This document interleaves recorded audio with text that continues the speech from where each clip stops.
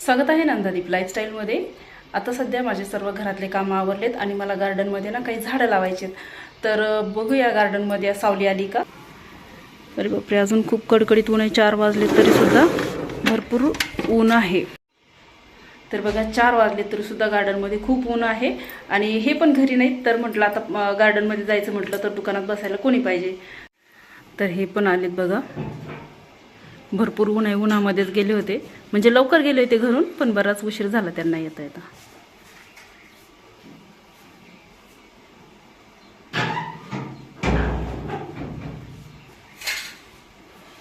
ऊन आहे का बाहेर? सध्या खूप ऊन पडतंय, त्यामुळे उन्हातून आल्यानंतर असं वाटतं काहीतरी थंड थंड प्यावं। तर यांच्यासाठी मी बनवत आहे लिंबू पाणी। लिंबू पाणी बनवण्यासाठी मी इथे घेतलेले आहे 2 लिंबू, 2 ग्लास पाणी, बडीशोप, साखर आणि थोडंसं मीठ। 2 चमचे बडीशोप अगोदर खलबत्त्यामध्ये कुटून घ्यायची, किंवा मग साखर आणि बडीशोप तुम्ही मिक्सरमधून फिरवू शकता, पण मी इथे थोडंसंच बनवणार आहे, त्यामुळे मी खलबत्त्यामध्ये बडीशोप कुटून घेतली। त्यानंतर लिंबू असं हाताने थोडंसं नरम करून घ्यायचं, त्यामुळे लिंबाचा छान रस निघतो। हे लिंबू पाणी मी 2 ग्लास बनवणार आहे, त्यासाठी एकच लिंबू यामध्ये पुरेसं होतं। तर त्यासाठी 1 लिंबू मी कट करून घेतला आणि सर्वात अगोदर पाण्यामध्ये मी साखर घातली। साखर तुमच्या आवडीनुसार घालू शकता, आम्हाला गोड आवडतं त्यामुळे मी इथे 1 छोटी वाटी भरून साखर घातलेली आहे। आणि त्यानंतर कुटून घेतलेली बडीशोप घालायची, चिमूटभर मीठ घालायचं, मिठामुळे छान चव येते। आणि त्यानंतर लिंबाचा रस घालायचा। लिंबाचा रस घातल्यानंतर लिंबू पाणी चांगलं ढवळून घ्यायचं, जोपर्यंत साखर विरघळत नाही तोपर्यंत। लिंबू पाणी बनवण्यासाठी तुम्ही फ्रीजमधलं पाणी घेऊ शकता, पण मी इथे फ्रीजमधलं पाणी घेतलेलं नाही, माठामधलं थंडगार पाणी घेतलेलं आहे। फ्रीजमधलं पाण्याने घसा बसतो, त्यामुळे मी फ्रीजमधलं पाणी घेत नाही। तुम्हाला जर सवय असेल तर तुम्ही फ्रीजमधलं पाणी घेऊ शकता, पण आम्ही शक्यतो माठामधलंच पाणी पितो रोज, तर त्यासाठी मी इथे माठातलं पाणी घेतलेलं आहे। आता यामधली साखर पूर्ण विरघळली आहे, त्यामुळे हे लिंबू पाणी मी गाळून घेतलं। लिंबू पाणी गाळून घेतल्यानंतर ग्लासमध्ये ओतून घ्यायचं। त्यानंतर सजावटीसाठी मी इथे लिंबाच्या गोल फोडी अशा पद्धतीने लावलेल्या आहेत, जेणेकरून हे छान दिसतं म्हणून। आणि त्यानंतर यामध्ये आईस क्यूब टाकायचे, तुम्हाला आवडत असतील तर। मी आईस क्यूब तयार करून ठेवले होते, त्यामुळे थोडेसे आईस क्यूब घेतले, यामुळे लिंबू पाणी छान थंड होतं। आता हे थंडगार लिंबू पाणी मी यांना प्यायला देते, पाहूया यांना आवडते की नाही। बघा कसं झालं एनर्जी ड्रिंक। चीयर्स।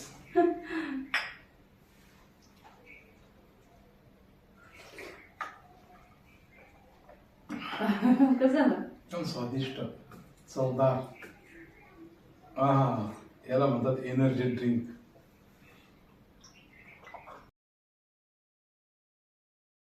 लिंबू पाणी पिल्यानंतर मस्त थंड थंड वाटलं। आता चला गार्डनमधली कामं करू। ऊनही उतरलेलं आहे, त्यामुळे आम्ही आता आलो टेरेसवर। टेरेसवर आल्यानंतर झाडांसाठी पण मी अशीच एक एनर्जी ड्रिंक तयार केलेली आहे। ही एनर्जी ड्रिंक कशाची तयार केली चला मी तुम्हाला सांगते। माझ्याकडे उरलेलं होतं 1 तांब्या भरून ताक, तर 5 लिटर पाण्यामध्ये मी 1 तांब्या भरून ताक टाकलं, त्यामध्ये राख टाकली। जेवढं ताक असेल तेवढी राख अंदाजाने घ्यायची आणि हे रात्रभर असंच भिजायला ठेवायचं। आणि त्यामध्ये थोडंसं मी डाळ तांदूळ धुतलेलं पाणी पण टाकलं, रात्रीचं होतं जमा केलेलं, आणि थोडेसे बटाट्याचे साले दिसत आहेत, त्यामुळे अजून हे पाणी जास्त एनर्जीयुक्त होईल झाडासाठी। त्यामुळे जर तुमच्याकडे ताक आणि राख असेल ना, तर हे पाणी एकदम छान आहे झाडांसाठी। उन्हाळ्यामध्ये झाडांना थंडावा मिळतो या पाण्यामुळे। तर चला आता हे झाडांना पाणी आपण कसं द्यायचं ते पाहूया। तर सर्वात अगोदर हे पाणी गाळून घ्यायचं। गाळून घेण्यासाठी मी इथे पातळ ओढणी घेतलेली आहे, तुमच्याकडे चाळणी असेल तर चाळणीने गाळून घेऊ शकता। गाळून घेतल्यामुळे यामधले कोळसे वगैरे असे बाजूला निघतात। गाळून घेतल्यामुळे आपल्या झाडांना एवढा कचरा जाणार नाही, कोळसे वगैरे आहेत ना त्याच्यात। प्युअर माल आहे ना, कोळशे त्याच्यात ते घाण। हे बघा राख, हे बघा कसली राख आहे, पा किती खाली गाळ आहे ना, इथं पण आहे। आता एकदम स्वच्छ म्हणजे पाणीच राहील ना, ते सुटेल बरं का, दमाने करा, सुटलं तर परत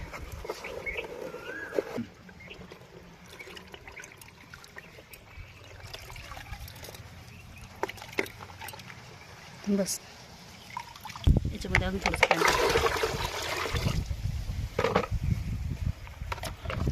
आणि आता हे झाडांना टाका। आता बघा चवळीचे झाडं बघा आपले कसे झाले, इकडे दाखव। चवळीचे झाडं बघ कसे झाले, तर चवळीच्या झाडांना टाकायचं, त्याच्याने झाडं चांगले येतात। सगळ्या झाडांना एक एक मत भरून टाकायचं.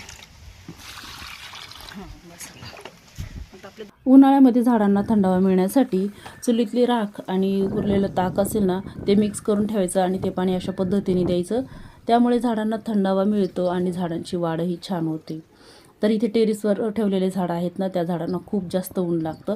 सकाळच्या उन्हामध्ये फार सुकून जातात ते झाडं. संध्याकाळच्या वेळेला पुन्हा एकदा टवटवीत होतात. त्यामुळे आम्ही सायंकाळच्या वेळेला पाणी टाकत असतो.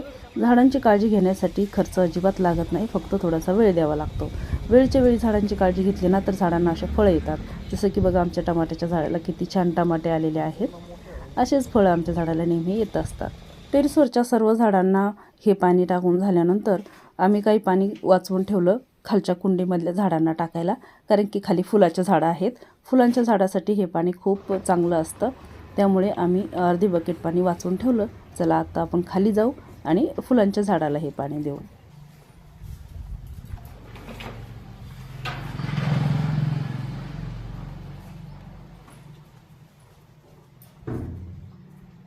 इथे पोर्चमध्ये बरेच फुलांचे झाडं आहेत.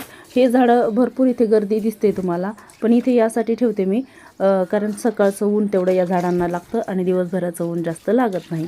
पोर्चची सावली पडते आणि बरेच झाडं असे असतात की त्या झाडांना जास्त ऊन सहन होत नाही आणि शक्यतो फुलांच्या झाडाला तर जास्त ऊन चालतच नाही. त्यामुळे मी फुलांची झाडं खालीच ठेवते, टेरेसवर जास्त ठेवत नाही. आणि इथे बघा अजून मी नवीन नवीन झाडं लावलेले आहेत. माझ्याकडे पानाचे पण वेल आहे, ते पण झाड छान आलेले आहे.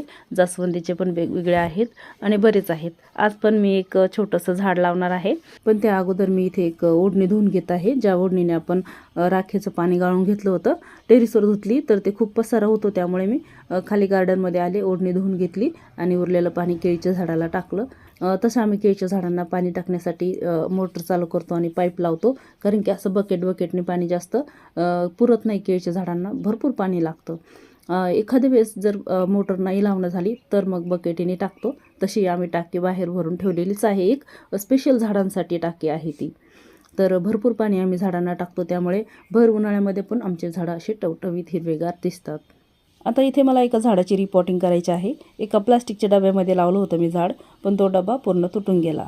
प्लास्टिकचे डबे किंवा बरण्या मी त्यामध्ये झाडं लावत असते, पण उन्हाने ते खराब होतात. त्यामुळे अधूनमधून रिपोर्टिंग करावीच लागते.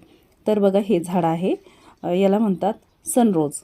आणि आता हे झाड लावणार आहे मी एका डब्यामध्ये. हा आहे मीटरचा डबा. मीटरचा डबा खराब झाला होता आमचा, मीटरचा बॉक्स, लाईटच्या मीटरचा. तर तो बॉक्स मी फेकला नाही, झाडं लावण्यासाठी असंच ठेवला.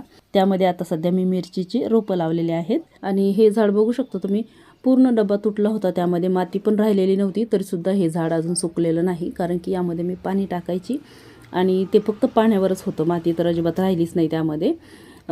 आणि हे झाड आहे ना लटकनचं झाड आहे.